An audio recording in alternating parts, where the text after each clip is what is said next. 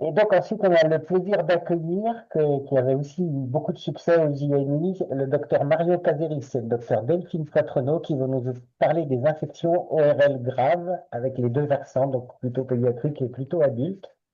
Elles sont toutes les deux, hop, Ouais, elles sont ouais, toutes les deux connectées. Normalement, ont le droit de partager leurs écrans. Elles sont toutes les deux très actives dans la SPILF aussi. On en profite pour les remercier pour ça, et notamment au groupe recommandation. Bonjour à tous. Alors, on n'a pas la vidéo, mais on est donc là et je pense que vous voyez notre diaporama. Et ouais, on ne voit pas Oui, l'écran, mais on le voit Ouais, bien. voilà. Bon, on doit avoir un problème de caméra, on est désolé. Bonjour, donc Delphine Poitrenaud, je suis infectiologue à l'hôpital d'Ajaccio et Marion Casiris qui est infectiologue pédiatrique à l'hôpital Robert Debré. On remercie vivement les organisateurs de ce webinaire de nous avoir, enfin, d'avoir pensé à nous pour présenter l'antibiothérapie des infections cervicales profondes d'origine pharyngée, sur lequel on a été amené à travailler dans la réactualisation des recommandations de pratique clinique de 2024. On n'a pas de lien d'intérêt en lien avec cette présentation. Et un petit peu pour cadrer cette recommandation et ce qu'on va vous présenter, donc ce sont des recos qui ont été réalisés à la demande de la Société française d'ORL, avec un certain nombre de sociétés savantes partenaires, que ce soit la Société de maladies infectieuses, la Société d'infectiologues pédiatriques, la Société française de microbiologie, la Société française de chirurgie thoracique et cardiovasculaire, ainsi que la Société d'imagerie tête et cou française. De ce fait-là, vous voyez, il y avait énormément de sociétés savantes qui se participaient et la Société de maladies infectieuses a uniquement été sollicitée sur la partie antibiothérapie de l'enfant et de l'adulte. Les questions qui nous étaient posées, c'était quelle est l'antibiothérapie des adénites latérales collectées bactériennes, des abcès périamidaliens, anciens phlegmons périamidaliens, et les infections péripharyngées qui sont représentées par les infections pré- et rétrostyliennes et rétropharyngées, malgré le fait que la nosologie dans la littérature est un petit peu compliquée au niveau de cette zone-là, puisque les auteurs ne sont pas tous d'accord sur les espaces bien définis au niveau du pharynx. Et puis des cellulites cervicales profondes et médiastinites nécrosantes descendantes qui sont effectivement les formes de complications les plus graves. Pour débuter, on va parler de l'adénite. Bonjour. Moi je vous parle donc de premier cas clinique, une petite vignette sur une adénite d'abord non collectée de l'enfant. Il s'agit d'une petite fille de 4 ans qui est fébrile à 39 et qui présente un tableau clinique évocateur d'adénite aiguë non compliquée. La question est simple, quelle est la prise en charge médicale que l'on recommande? Est-ce qu'on doit hospitaliser cet enfant? Est-ce qu'on doit ponctionner ou drainer? Et quelle est la surveillance que l'on apporte? Les recommandations répondent à ces diverses questions. En fait, une adénite aiguë non collectée de l'enfant se traite d'abord par une antibiothérapie orale lorsqu'elle est bien tolérée sur le plan hémodynamique, bien sûr. Et donc, ce traitement antibiotique est associé, auquel on associe pardon, des antalgiques ou des antipyrétiques. Et la recommandation, dans ce cas-là, est de réaliser un streptotest dans la gorge. Et si celui-ci est positif pour un strepto A, eh bien, l'antibiothérapie orale recommandée sera l'amoxicilline. Et dans les autres cas, ce sera l'augmentin, amoxicilline acide clavulanique, qui sera recommandé. L'hospitalisation n'est pas recommandée dans les formes simples, mais en l'absence d'amélioration au bout de 48 à 72 heures de traitement ambulatoire bien conduit, ou en cas d'emblée d'une adénite collectée ou de complications, notamment de mauvaise tolérance hémodynamique ou de troubles de l'oralité, l'hospitalisation sera dans ces cas-là recommandée d'emblée. Même sous un traitement antibiotique adapté, il est important de savoir que l'évolution peut être défavorable et nécessiter une ponction dans un deuxième temps, ou même un drainage, donc pour des questions de diffusion de l'antibiothérapie. En cas d'adénite qui n'est pas drainée, il est recommandé de traiter par antibiotique pendant 10 jours en pédiatrie. Alors voilà donc, le tableau résumé présent dans les recommandations et qui est aussi c'est aussi les recommandations du groupe de pathologie infectieuse pédiatrique. C'est ce que je vous disais. Donc les germes ciblés sont le strepto A et le staphylocoque doré, essentiellement méticilline sensible. Et lorsque le TDR, c'est le test, le streptotest est positif pour le strepto A, eh bien c'est la MOX qui est prescrit à 50 mg kg en 2 fois par jour, donc des petites doses pour dans 10 jours. Sinon, c'est l'augmentin à dose poids, et donc la dose poids, c'est 80 mg kg en 2 prises. Concernant en cas d'allergie, eh bien, quel que soit le test buccal, donc le streptotest, eh bien, c'est la clarithromycine qui est recommandée en première intention. Et en deuxième intention, c'est en fait chez l'enfant plus âgé, la Clinda, puisque la Clinda n'existe pas en sirop mais en gélule. Et donc, ça nécessite quand même d'avoir des enfants un petit peu plus âgés, même si on peut ouvrir les gélules dans des compotes. Enfin, ça concerne un peu plus le champ de nos recos des infections sévères. Ce même enfant, après 72 heures de traitement par amoxicilline clavulanique bien conduit oralement, eh bien, elle est devenue apyrétique. Elle est toujours stable sur le plan hémodynamique. Elle est apyrétique, c'est intéressant. Donc, ça veut dire qu'il y a probablement quand même une action des antibiotiques sur le plan général. Mais localement, eh bien, vous voyez la photo à côté. On voit une volumineuse masse qui est fluctuante à la palpation, avec un érythème cutané en regard qui fait craindre une fistulisation possible. Donc tout ça est évocateur d'une adénite aiguë collectée. Donc encore une fois les mêmes questions. Est-ce qu'on doit hospitaliser cette petite fille? Est-ce qu'on doit drainer ou ponctionner? Quelle prise en charge et quelle surveillance propose-t-on? Eh bien, en cas d'adénite collectée, l'hospitalisation cette fois-ci est recommandée. Le bilan est simple et comprend un bilan assez simple de NFS-CRP. Une hémoculture peut être réalisée, enfin doit être réalisée si l'enfant en tout cas est encore fébrile. Une imagerie peut être réalisée, soit par échographie, soit par scanner. Après, voilà, quand c'est très fluctuant, très rénitent sous les doigts, parfois aucune imagerie n'est réalisée dans ce contexte. Et donc, il est recommandé de ponctionner ou de drainer, on laisse les chirurgiens décider, ces adénites bactériennes aiguës collectées. Et on peut, lorsqu'on ponctionne, récidiver, enfin répéter les ponctions. Donc souvent, c'est des ponctions itératives, même au lit du malade, sous analgésie adaptée, et avec on voit des prélèvements en microbiologie. Il n'est pas recommandé de répéter les examens complémentaires en cas d'évolution favorable. Donc cette petite fille de 4 ans, pour la reprendre, qui présente une adénite aiguë maintenant collectée malgré une antibiothérapie par augmentin par la bouche. Elle a été hospitalisée. Elle a été ponctionnée au moins une fois avec un prélèvement qui a été envoyé en microbiologie. Et du fait de son état clinique conservé et en fait par argument de fréquence aussi, l'antibiothérapie a été relayée par voie intraveineuse mais pas changée. C'est l'augmentin qui est prescrit à des posologies plus fortes, 150 mg kg jour d'amoxicilline pour une dose d'acide clavulanique qui reste stable. Et ça, généralement, ça permet une meilleure diffusion que le tableau clinique rentre dans l'ordre. Dès que les choses rentrent dans l'ordre, eh bien, le relais pourra se refaire par augmentin à 80 mg kg ou bien sûr adapté à l'antibiogramme si un autre agent microbiologique ou une antibiothérapie permet autre chose. La durée de traitement restera de 10 jours dans l'adénite collectée drainée de l'enfant. Alors, si on regarde les particularités de l'adulte, il faut savoir que les adénites aiguës bactériennes sont nettement moins fréquentes chez l'adulte que chez l'enfant. Donc, on a très peu de données sur cette pathologie-là. De ce fait-là, on a tendance à fonctionner par similitude avec la pédiatrie. Donc, la stratégie de prise en charge est identique. Il y a quelques petites différences. Donc, sur l'antibiothérapie probabiliste initiale, on positionne l'amoxicilline et l'acide clavulanique à 80 mg kg d'amoxicilline, quel que soit le test réalisé. En cas d'allergie aux pénicillines, on positionnera l'acéphazoline en IV sous réserve qu'il n'y ait pas de contre-indication aux bêta-lactamines. Et dans ce cas-là, en cas de contre-indication, on proposera ou la clindamycine ou le linezolide.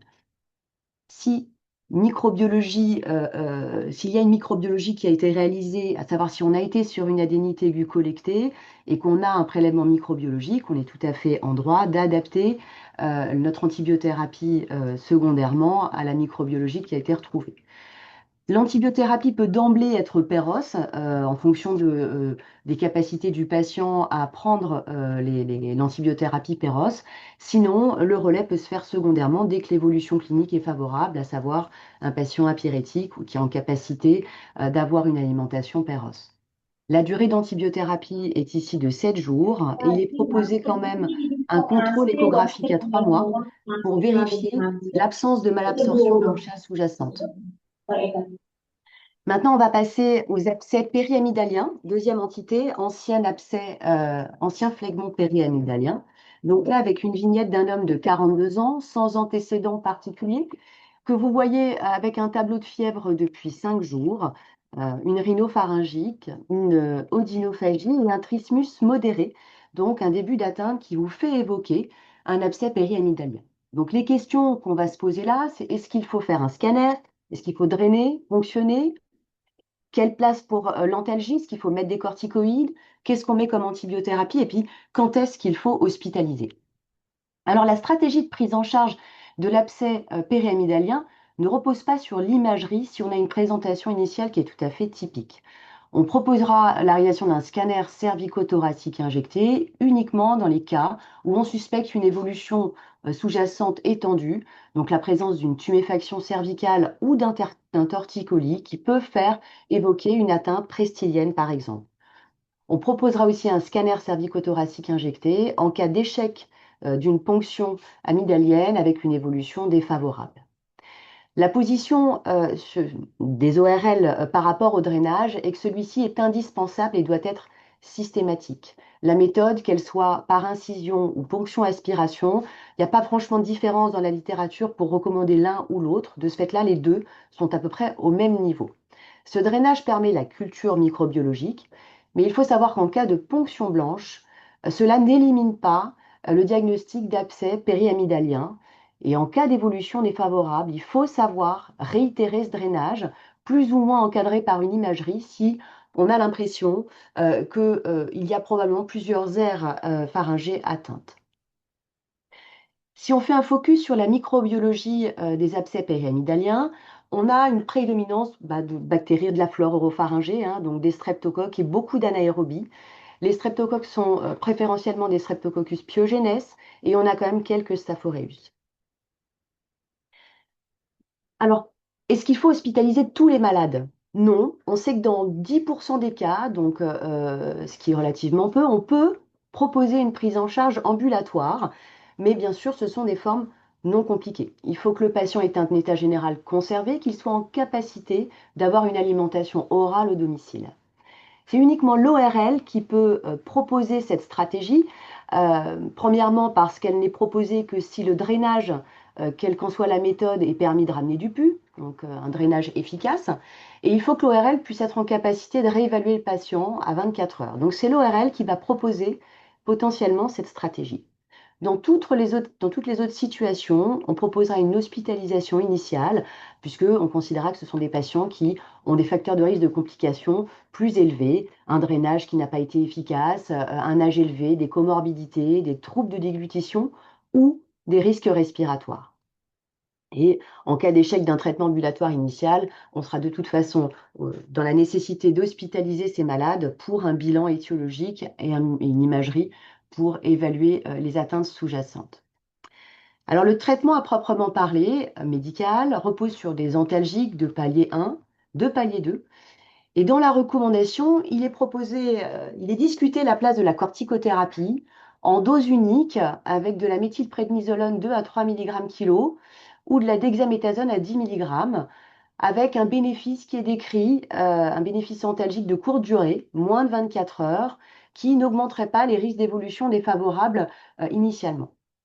Alors moi, je voudrais faire un petit point d'étape sur les deux études qui ont conduit à faire cette proposition. Il faut savoir que la dexaméthasone, elle était déjà proposée dans les recommandations de 2008.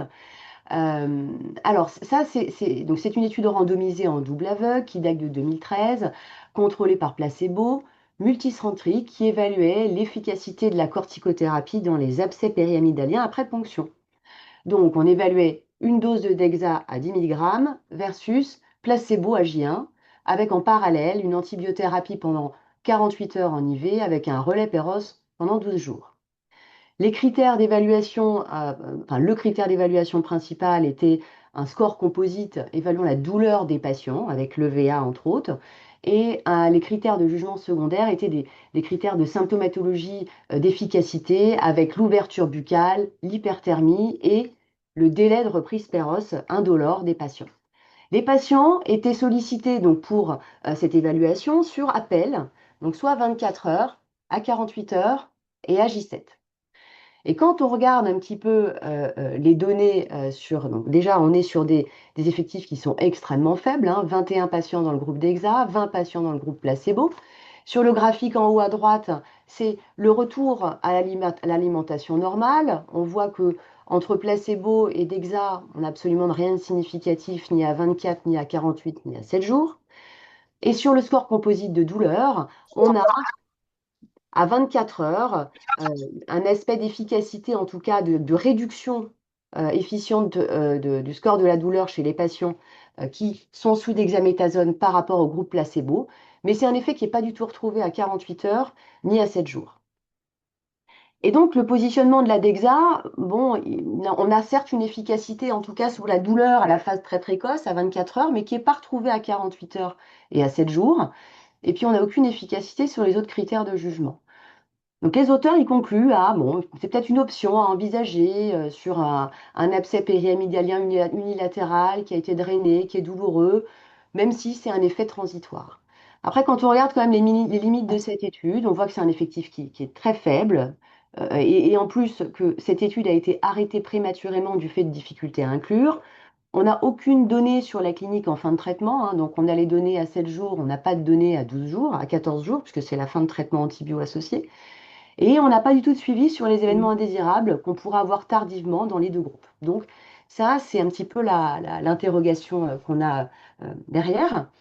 Alors ça, c'est l'autre étude qui a permis de positionner la corticothérapie. C'est une grosse méta-analyse de 2020 de la Cochrane qui réunissait 9 études randomisées qui comprenaient 1319 patients, principalement des adultes, qui évaluaient soit la corticothérapie seule contre placebo, soit le traitement, le standard of care, dans le traitement des douleurs de gorge. Voilà, des douleurs pharyngées.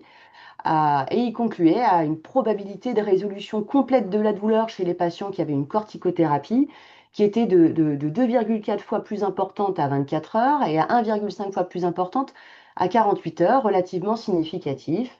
Et il n'y avait pas de différence du taux de récidive ou de rechute. Il n'y avait pas de jours manqués au travail ou à l'école ou d'événements indésirables de la corticothérapie par rapport au placebo. Et donc, ils se sont dit potentiellement que effectivement la corticothérapie, c'est à envisager. Puis quand on regarde les critères d'inclusion, on se rend compte que finalement, on est plutôt sur des patients qui présentaient des tableaux d'angine ou de pharyngite. Et carrément, dans les critères d'exclusion, étaient exclus les patients hospitalisés. Donc, les abcès périamidaliens, c'est 90% des patients qui sont hospitalisés. Et étaient carrément mentionnés également qui étaient exclus les abcès périamidaliens. Donc, moi, je vous laisse juge du positionnement de la corticothérapie dans cette situation, mais c'est une solution pour laquelle on a finalement peu de données aujourd'hui dans la littérature. Dans le traitement médical, on associe également, bien entendu, l'antibiothérapie probabiliste qui va être proposée après drainage ou tentative de drainage, qui doit être active sur les micro-organismes de la flore ORL. Dans le détail, il s'agit de l'amoxicilline acide clavulanique qui est positionnée en première intention à 100 mg kg jour. En cas d'allergie non grave, on positionnera la céphazoline IV à 100 mg kg jour et le métronidazole à 500 mg toutes les 8 heures. En cas d'allergie aux pénicillines avec une contre-indication en bêta-lactamine, on proposera du linezolide à 600 mg toutes les 12 heures. L'adjonction de gentamicine à 6-7 mg kg en dose unique ne s'envisage qu'en cas de situation de choc septique. L'antibiothérapie doit être adaptée secondairement à la microbiologie retrouvée, si on en a, puisqu'on sait que c'est aussi des situations où très fréquemment on rencontre les patients qui ont qui ont déjà bénéficié d'une antibiothérapie avant la phase d'abcès. Donc parfois la documentation peut ne pas être contributive. Mais dans ces cas-là, si le patient évolue bien sous l'antibiothérapie probabiliste, soit on adapte, soit on maintient telle qu'elle est et on propose en relais Péros l'amoxicilline, l'acide clavulanique, la clindamycine ou du linezolide. La durée de traitement est de 7 jours en cas de drainage et de 10 jours en l'absence de drainage ou plutôt en l'absence d'un drainage efficace. Alors, quelles sont les spécificités de l'enfant dans la prise en charge des abcès périamidaliens par rapport à la description chez les adultes? Bah déjà, c'est une pathologie qui touche essentiellement les grands enfants et les adolescents, bien plus que les enfants en bas âge. Donc, on en voit peu chez les petits. L'imagerie ne sera proposée qu'en cas de doute sur une complication. Et c'est l'échographie cervicale qui sera privilégiée pour les moins de 5 ans. S'il y a un trismus, ce sera ça notre signe de gravité. Le scanner, lui, sera proposé pour les plus âgés ou en cas de doute diagnostique ou de non-amélioration au bout de 48 heures. Voilà, en pédiatrie, le gros point différent, c'est que le drainage ou la ponction n'est pas systématique et qu'on peut proposer un traitement médical seul en première intention par augmentin. Ce traitement peut même être administré en ambulatoire. Il y a une petite littérature dessus que j'ai pas redécrit ici, mais c'est une attitude qui peut avoir, qui est validée.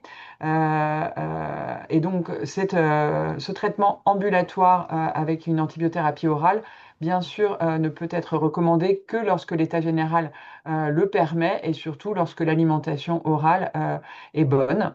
Mais il semblerait que ça représente quand même une petite partie de la population pédiatrique.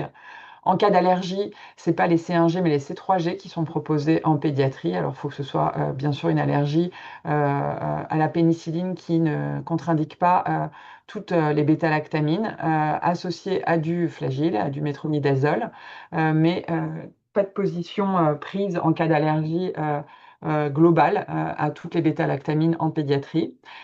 Et en pédiatrie, les corticoïdes ne sont pas recommandés, et aucune étude dessus. Lorsque une chirurgie a lieu, une ponction ou un drainage a lieu, s'il a lieu avant 7 ans, donc dans les rares formes d'abcès périamidalien du moins de 7 ans, eh bien, elle doit avoir lieu sous anesthésie générale. Sinon, ce n'est pas possible chez un petit enfant. Place maintenant à une troisième forme clinique de complications pharyngées profondes. C'est l'abcès rétropharyngé de l'enfant. Alors, je vous présente ici une petite fille de 2 ans aussi qui n'a pas d'antécédent particulier, qui est fébrile à 39 depuis plusieurs jours, 3 jours, dans un contexte d'altération de l'état général et de refus alimentaire total. Depuis ce matin, elle est plus altérée puisqu'elle est grognon et que est apparu un torticolis, comme vous pouvez le voir sur la photo. Cliniquement, à l'examen, elle a un Glasgow qui est à 15. Elle présente effectivement, vous confirmez la présence de ce torticolis sans syndrome méningé, pas de trismus, elle est hémodynamiquement stable, elle n'a pas de dyspnée, pas d'angine. Vous suspectez un abcès rétropharyngé. Alors pourquoi est-ce qu'on suspecte un abcès rétropharyngé dans ce contexte de torticolis fébrile?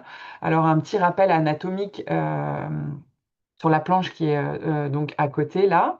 Donc vous voyez, je pense que vous voyez ma petite souris. On a donc la cavité orale qui est ici avec l'oropharynx et le pharynx au fond. On a ici les amygdales et les cordes vocales. Et eh bien, vous voyez que les territoires de drainage sont représentés par plusieurs zones ganglionnaires et les ganglions du rétropharynx sont situés ici en vert, donc entre les vertèbres et le pharynx. Vous avez des ganglions ici, ainsi que là, vous avez les muscles styloïdiens. Et derrière ces muscles styloïdiens, il y a toute une zone vasculaire avec le passage de la carotide, la jugulaire, passage de plusieurs nerfs. Et on a aussi un paquet de ganglions qu'on appelle les ganglions rétrostyliens qui sont aussi présents là et qui font partie des ganglions du rétropharynx. Voilà, les ganglions plutôt en avant des muscles styloïdiens sont eux donc les ganglions préstyliens et sont plus des territoires de drainage d'abcès dentaires et d'infections dentaires. Et ceux-là sont responsables plutôt de trismus, alors que nous, là, nous sommes concernés par donc une infection des ganglions rétro-pharyngés qui sont responsables d'une inflammation du fascia latéral chez notre petite fille. Et donc, cette inflammation du fascia latéral est responsable du torticolis clinique. En tout cas, c'est la suspicion clinique suite à cet examen. Donc, on suspecte cet abcès. Encore une fois, les mêmes questions. Est-ce qu'il faut hospitaliser cet enfant? Quelle imagerie lui proposer? Est-ce que le drainage est cette fois-ci systématique? Est-ce qu'on peut la ponctionner? Donc, on va essayer de répondre à ces questions.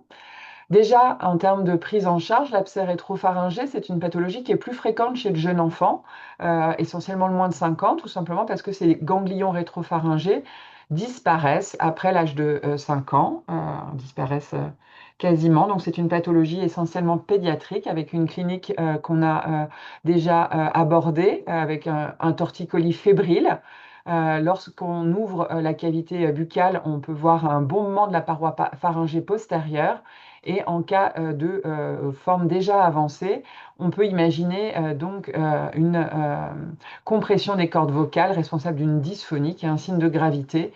Et rarement, un trismus peut être associé lorsque, en fait, il y a une voussure, donc plutôt dans la zone préstylienne. Donc, pour éliminer les complications possibles et évoquées, une imagerie est recommandée. Elle permet d'éliminer les complications respiratoires lorsqu'il y a une obstruction pharyngée du fait donc de ce bombement de la paroi pharyngée au niveau du carrefour ou par inhalation. L'inhalation, c'est l'absédation de ces ganglions rétropharyngés qui peuvent fistuliser dans le pharynx et donc dans la cavité, dans l'oropharynx, et donc être responsables d'une inhalation. Les complications vasculo-nerveuses sont aussi à éliminer. Elles sont plus fréquentes en cas d'atteinte rétrostylienne et on le comprend pourquoi, puisque ces ganglions rétrostyliens sont voisins d'un paquet vasculo-nerveux important et peuvent être responsables donc d'une thrombophlébite jugulaire interne et jusqu'à un syndrome de Lemierre. Et enfin, l'imagerie peut permettre aussi d'éliminer une complication grave qui est la cellulite cervicale et la médiastinite, mais qui sont des complications qui restent exceptionnelles dans ce type de pathologie. Ce serait donc en cas d'atteinte du fascia cervical, cas d'absédation et de fistulisation du fascia cervical. Ces infections sont très souvent polymicrobiennes. On verra que du coup la documentation n'est pas forcément très utile dans ce contexte, mais il faut savoir qu'avant 1 an, il y a une prévalence du staph doré dans ce type d'infection, ce qui n'est pas si évident intuitivement. Alors, ensuite, pardon, il faut savoir repérer les complications cliniquement et donc la présence d'une dysphonie ou d'un encombrement pharyngé ou d'une dyspnée sont des arguments de gravité qui feront réaliser une fibroscopie au tube souple avant l'examen à la baisse-langue. Ça, c'est un accord professionnel des chirurgiens, évidemment, puisque ces signes cliniques sont des signes évocateurs d'un obstacle du carrefour et on n'a pas envie de créer de complications à ce niveau-là. Un prélèvement local n'est pas systématique puisque la documentation est très souvent polymicrobienne et qu'en l'absence de complications, donc ce qu'il faut savoir, c'est que lorsqu'il n'y a pas de complications initiales, eh bien, le traitement médical seul est gradé en grade B chez l'enfant. Donc, en l'absence de complications, la prise en charge par drainage n'est pas systématique en première intention et on pourra traiter par antibiotiques d'emblée, avec un traitement antalgique bien sûr, et réévaluer cette attitude à 48 heures, avec une évolution qui doit être favorable après 48 heures. L'antibiothérapie probabiliste, elle est à nouveau, par contre cette fois-ci, elle est par voie intraveineuse d'emblée. Et donc ça requiert une hospitalisation. Et c'est encore l'amoxicilline clavulanique qui est en première intention recommandée, avec l'alternative C3G métronidazole ou C3G clindamycine en cas d'allergie. Peut-être clindamycine pour le staph doré en première ligne. Enfin, les corticoïdes dans cette pathologie ne sont pas recommandés en pédiatrie, puisque il y a quand même quelques travaux dessus et avec aucun impact sur le recours à la chirurgie de démontrer. Et donc, pas de changement d'attitude et il reste non recommandé, surtout s'il n'y a pas de ponction drainage avant. Mais semble-t-il, dans ces papiers, il y a quand même une diminution de la consommation des opiacés et peut-être une diminution de la durée d'hospitalisation. J'ai pas remis les papiers, mais c'est des toutes petites séries rétrospectives. Et encore une fois, voilà, dans une attitude où le drainage n'est pas recommandé en première intention, les placer ne paraissaient pas raisonnables d'emblée. Enfin, en ce qui concerne la prise en charge de la chirurgie, donc elle n'est recommandée qu'en cas d'évolution, elle n'est pas recommandée en cas d'évolution favorable à 48 heures, mais en l'absence d'évolution favorable, eh bien, on en refera une, ou on la fera si elle n'est pas faite initialement, puisqu'elle conditionnera le geste chirurgical. Ce geste chirurgical, il se fait par voie transorale sous anesthésie générale, par ponction ou drainage d'un abcès volumineux en cas de présence de complications ou en cas donc d'évolution défavorable après 48 heures d'antibiotiques. Donc je vous remets toute cette prise en charge de l'abcès rétropharyngé de l'enfant sous forme d'un tableau. Donc ces enfants, on recommande de les hospitaliser de manière systématique et de leur réaliser de manière systématique un scanner cervicothoracique injecté. Euh, Suite à cette évaluation, eh bien, deux situations se distinguent. Soit on a des signes de gravité, à savoir un abcès de gros volume, une dyspnée, et dans ces cas-là, ou une dysphonie même, dans ces cas-là, le drainage chirurgical sous anesthésie générale par voie transorale est recommandé, et même en cas de signes d'inquiétude, de dyspnée importante, l'intubation sera recommandée avant. S'il n'y a pas de signe de gravité, l'abcès est de faible volume et il n'y a pas d'autres complications, eh bien la prise en charge sera médicale seule, comme on l'a vu, à la dose de 100, donc avec de l'augmentin à 150 mg kg, une évaluation systématique à H48. En cas de succès, eh bien c'est un relais par augmentin, amoxicilline, acide clavulanique à 80 mg kg, donc dose poids pour 10 jours si l'abcès a été drainé et 14 jours s'il n'a pas été drainé. Et donc, on l'a vu, si la prise en charge, enfin, si l'évolution n'est pas favorable à 48 heures, eh bien, dans ces cas-là, une imagerie de contrôle pour réenvisager le drainage qui n'a pas été réalisé en première intention.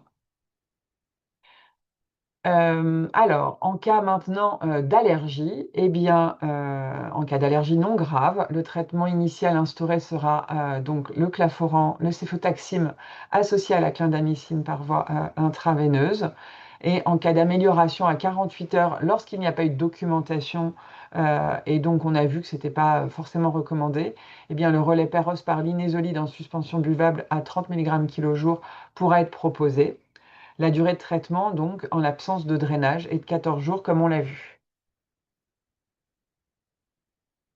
Alors maintenant, si on regarde un petit peu les spécificités de ces infections chez l'adulte, infections rétropharyngées qui sont beaucoup moins fréquentes chez l'adulte que chez l'enfant, hein, du fait de la disparition des ganglions rétropharyngés.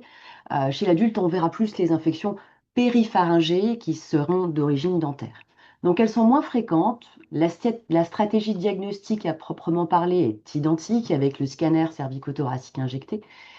Mais la prise en charge médicale pourra être médicale seule, sur des critères bien définis, si on a une infection non compliquée, même en présence d'une collection à l'imagerie, mais uniquement dans un cadre bien précis. Il faut avoir un patient stable, sans signe de sepsis, qui a un état général conservé, pas de signe respiratoire à type de dyspnée, si l'atteinte est limitée à un seul espace et chez un patient qui n'est pas diabétique.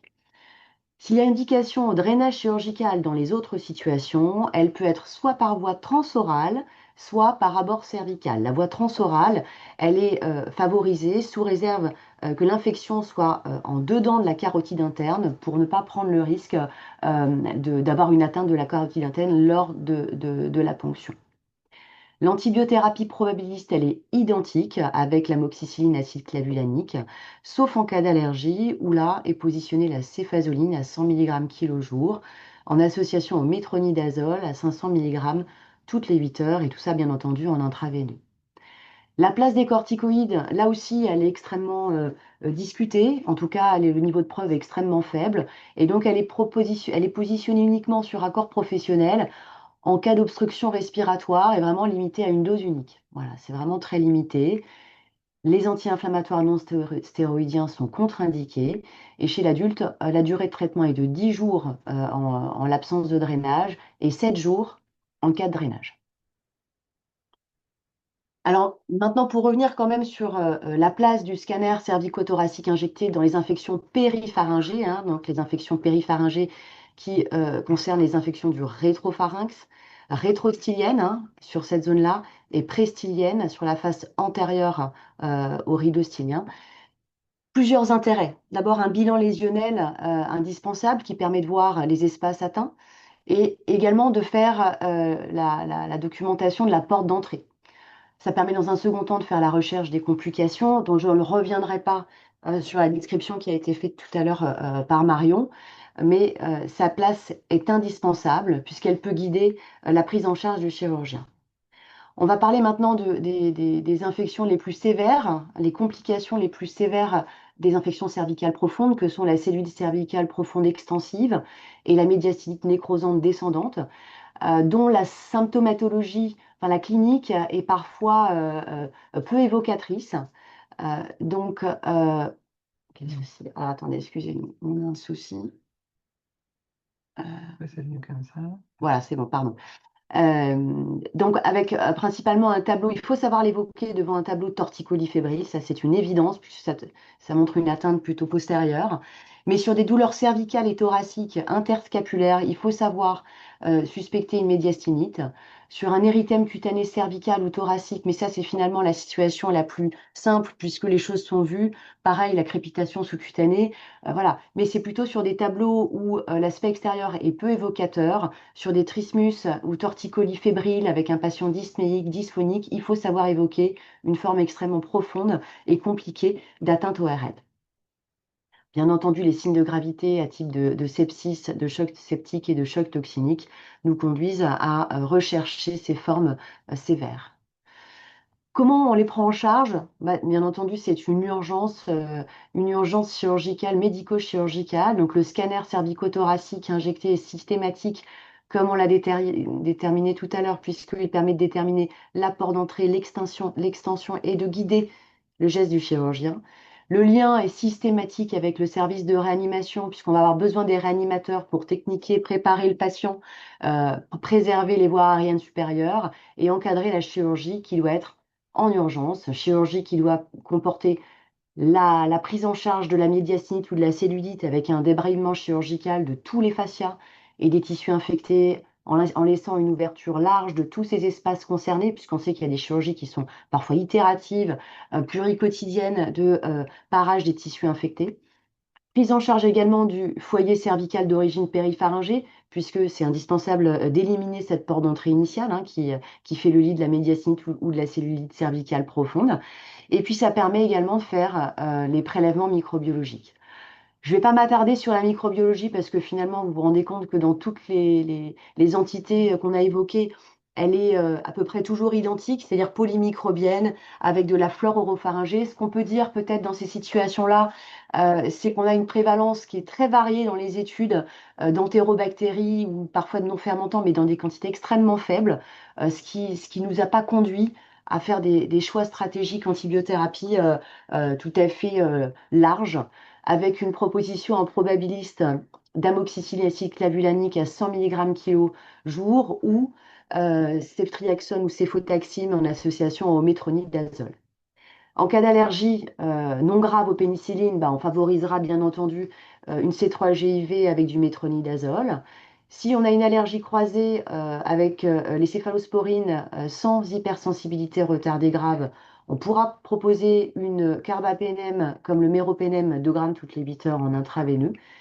Et si on a des patients qui sont complètement contre-indiqués aux bêta-lactamines, on peut proposer de la lévofloxacine 500 mg toutes les 12 heures en association au linezolide 600 mg toutes les 12 heures. Mais il est indispensable dans cette situation-là d'avoir recours à un avis infectiologique puisqu'on est quand même dans des situations de paris microbio toujours un peu précaires quand on n'a plus les bêta-lactamines.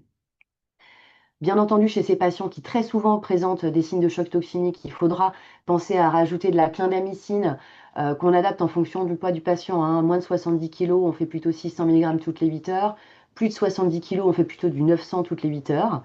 Et puis, en cas de choc septique, on rajoute de la gentamicine, 6-7 mg kg en dose unique. Voilà. Tant que faire se peut, on essaie d'adapter aux données de la microbio. Mais quoi qu'il arrive, on maintient une couverture anaérobie parce qu'on a parfois des prélèvements qui sont décapités par une antibiothérapie préalable. Et la couverture anaérobie, elle est indispensable parce que ce sont des germes qui sont extrêmes, des micro-organismes qui sont extrêmement fréquemment retrouvés dans ces situations-là. La durée de traitement proposée est de 14 jours après la dernière chirurgie, donc tout dépend du nombre de reprises qui vont parfois être nécessaires chez ces patients.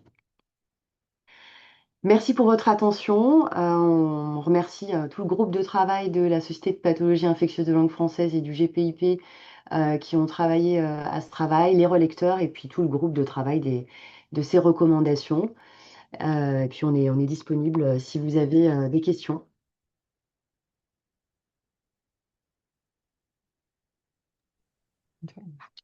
Ben, merci beaucoup à toutes les deux. C'était vraiment très Complet, il y a eu plein d'applaudissements et de remerciements en cours de route. Alors, je suppose que moi, j'ai ma caméra qui marche pas, mais c'est pas très grave.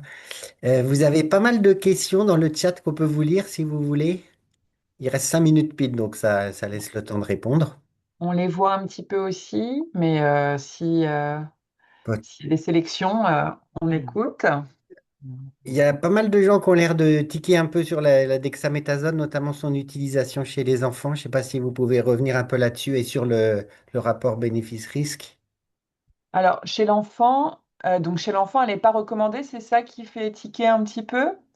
Oui, enfin, quelqu'un qui Ouais. demande si on peut l'utiliser aussi chez les enfants. Alors, donc c'est une question qui a quand même. Alors, donc c'est vrai que nous, encore une fois, les infectiologues, on a travaillé que sur la recommandation antibiothérapie. Donc notre avis n'a pas été toujours pris. Enfin, on n'était pas dans les discussions tout simplement de la prise en charge par corticostéroïdes. Néanmoins, les études, on les a lues et vues. En pédiatrie, il y a donc j'ai montré sur l'adénite, il n'y a pas d'étude du tout qui a été faite, donc c'est pas recommandé. Sur les infections rétropharyngées, sur les abcès rétropharyngés, il y a, il y a pas d'impact du tout sur la durée d'hospitalisation, mais il y a un AMI sur la prise en charge chirurgicale. Ça ne réduit pas la chirurgie. Peut-être un impact sur l'antalgie, hein, on est d'accord. Mais c'est que des petits travaux rétrospectifs avec surtout un choix c'est le choix majeur de ces nouvelles recos 2024, c'est le choix de faire un traitement médical d'emblée, enfin d'essayer de proposer de ne pas les prendre au bloc tout de suite. Et du coup, dans cette balance où il n'y a pas de ponction d'emblée et qu'il y a une prise en charge antibiotique seule, introduire les corticos sans drainage paraissait euh, pas prudent. Voilà. Donc c'est pour ça qu'ils ne sont pas mis d'emblée. Après, je pense que chaque service a ses habitudes, mais voilà. Mais en tout cas, voilà, la nouveauté, c'est qu'on peut prendre en charge les abcès rétropharyngés de manière médicale seule. Et que du coup, dans ce contexte, il ne paraissait pas raisonnable en probabiliste de mettre des corticoïdes parce que l'évolution, elle est pas facile à évaluer à 48 heures s'il y a eu les corticoïdes d'emblée, quoi. Voilà. c'est Alors clair. après, oui. Dans les autres questions, il y a quelqu'un qui demande si ça, il y a des indications à l'association amoxicilline acylclavulanique et métronidazole. Alors, l'association amoxicilline acylclavulanique et métronidazole, aujourd'hui, il y avait pas, ça n'a pas été positionné dans la mesure où l'ensemble des anaérobies retrouvées dans la flore ORL. ORL répondaient favorablement à l'association amoxicilline-acide clavulanique. Donc il n'y avait pas de bénéfice à rajouter du métronidazole chez ces patients. Et il y a de la même personne la question de savoir, d'expliquer pourquoi est-ce que la durée est raccourcie quand on a pu drainer dans tout ce qui est collection ou abcès. Mm. Alors, il faut savoir que la proposition, tout ça, les études sur l'antibiothérapie dans toutes les pathologies cervicales profondes, elles sont extrêmement rares, puisqu'on on a bien le sentiment que les infectiologues ne se sont pas franchement empris de ce sujet, on a énormément d'études sur la chirurgie, mais on n'a pas beaucoup d'études sur l'antibiothérapie. Et on voit que c'est une affaire plutôt de chirurgien ORL que d'infectiologue. Et donc, les données de la littérature font pas état de cette différence, mais l'argumentaire, c'est qu'aujourd'hui, on est sur des abcès qui ont été drainés, et que le drainage permet quand même une réduction de l'inoculum. Et on a proposé aussi des posologies qui sont des fortes posologies parce qu'on sait que diffuser dans les aires du pharynx, c'est compliqué. La diffusion des bêta-lactamines, par exemple, on sait que bon, les études en plus sont très anciennes et on sait qu'il y a une variabilité interindividuelle. Donc, on a volontairement positionné des posologies relativement fortes pour optimiser la diffusion. Et donc, en réduisant l'inoculum, alors quand on parle de drainage, bien entendu, il s'agit d'un drainage efficace, c'est-à-dire qu'il faut vraiment un drainage qui ait permis de ramener du pus. Un drainage sous-optimal, un patient qui n'a pas été drainé de façon optimale doit bénéficier d'une prise en charge de patients non drainés. Voilà, quand on parle de drainage, c'est un drainage efficace avec une vraie réduction de l'inoculum. Dans les autres questions, alors pédiatriques plutôt, est-ce qu'on peut intuber un enfant qui a un volumineux abcès rétropharyngien et des signes de lutte respiratoire? J'ai vu la question, elle n'est pas facile. Eh bien, en tout cas, s'il y a des signes de lutte respiratoire, le mieux, c'est d'essayer de l'intuber. Après, je pense que c'est très technique et qu'il vaut mieux voir ça avec vraiment des ORL, même presque plus que des réanimateurs. Donc, je trouve ça effectivement compliqué si l'abcès est très bombant. Mais globalement, s'il y a des signes de lutte au niveau du carrefour, l'idée, c'est d'intuber. Et voilà. Euh, voilà. Je dois être- Ouais, c'est pas facile, effectivement. Comment est-ce qu'on justifie l'usage du linezolide dans le cas de l'abcès rétropharyngé? Eh bien, c'est vrai que le linezolide a une action anti-staph, anti-Gram plus et anti-ANA, qui est un pouvoir de diffusion qui était quand même cohérent avec son utilisation dans ce contexte. Donc, il a été recommandé, il a été positionné en cas d'allergie totale seulement, donc à toutes les bêta-lactamines, à la fois dans la population adulte et dans la population pédiatrique. Et la dernière question que je vois dans le chat, est-ce qu'il y a des preuves d'efficacité de l'antibiothérapie prolongée à 14 jours sans chirurgie quand on n'a pas fait de drainage? Et est-ce que c'est pas plutôt un risque, notamment de sélectionner des germes résistants? Pas facile non plus comme question. Alors oui, oui, oui, non, non, il y a des preuves d'efficacité de prise en charge médicale seule, hein. C'est pour ça qu'on le fait en l'absence de complications. Et j'ai vu aussi des questions sur la présence de collections non drainées. C'est vrai que enfin, en tout cas en pédiatrie, c'est de plus en plus dans l'air du temps de mettre des drains et des aiguilles le moins possible. Et donc il y a des papiers qui justifient une attitude. Mais du coup, ça va avec l'idée de mettre des antibiotiques à forte dose en IV, en essayant de favoriser la diffusion. Et parfois, ça passe. Alors, je pense que, enfin, voilà, la photo que j'ai montrée là, ne serait-ce que de la dénite collectée qui était préfistuleuse, quand on en arrive à des stades comme ça, je pense que ça ne fonctionnera pas. Mais parfois, voilà, on est un peu entre les deux, ça se liquéfie. C'est toujours compliqué, moi, je trouve, de parler d'un abcès. Il n'y a pas deux abcès pareils, hein. Il y a des choses qui sont en voie de, de liquéfaction, d'autres qui sont déjà très coquées. Et donc, l'idée, c'est d'essayer une prise en charge médicale seule de plus en plus lorsque il n'y a aucun signe généraux ou signe d'obstruction locale qui nous l'empêche, et puis de réévaluer et de mettre l'aiguille que dans un deuxième temps. Et donc, oui, il y a de la littérature pour justifier cette attitude en pédiatrie. Voilà, les recommandations ont été gradées. Ok, ben écoutez, merci beaucoup. J'ai l'impression qu'il n'y a pas d'autres questions. Je ne sais pas si Cosy, tu avais des questions aussi à poser. Moi, je suis servi, j'ai eu tout ce que je voulais. Donc, non, c'est tout bon à mon niveau. Je remercie les collègues pour cette brillante présentation.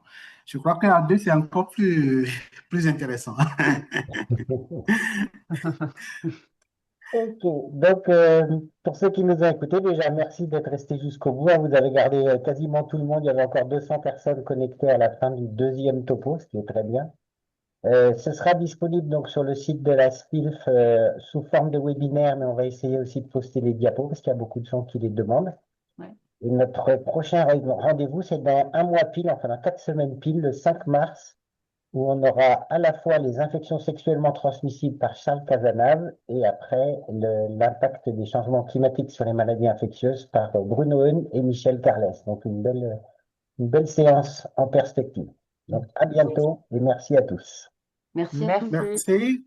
Merci. À bientôt. Merci, Au Pierre. revoir. Au revoir.